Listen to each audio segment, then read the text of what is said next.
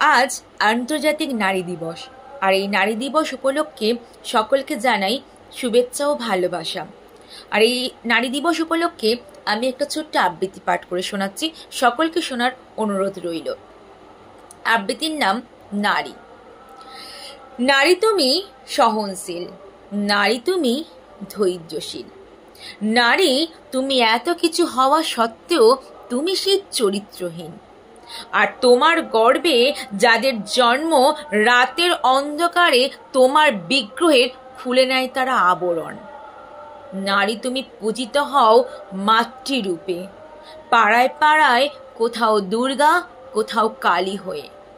তবুও নারী তুমি পড়ে থাকো রাস্তার ধারে, নগ্ন শরীরে, ক্ষত বিক্ষত দেহে।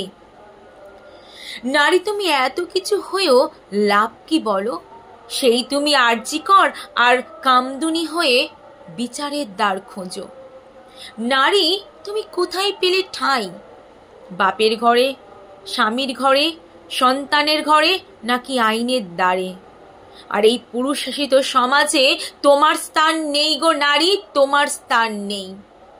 দিনের বেলায় যে সন্তান তোমায় মা বলে ডাকে, আর রাতের অন্ধকারে মদ্যপ অবস্থায় তোমায় খোঁজে প্রতিতালয়ে।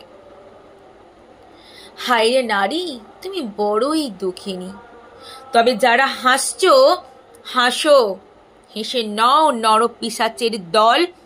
শেষ হাসি তো তারাই হাসবে যে হাসিতে অসুরের দল পেয়েছিল ভয়।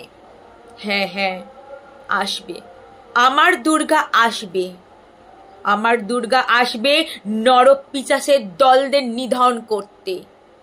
যেভাবে তোরা নারীদের করিস অপমানিত, লঞ্ছিত, ধর্ষিত, সেইভাবে হবি তোরা কলুষিত। হ্যাঁ হ্যাঁ, কলুষিত। আসবে, আমার দুর্গা আসবে, আমার দুর্গাকে আসতে হবেই। নমস্কার।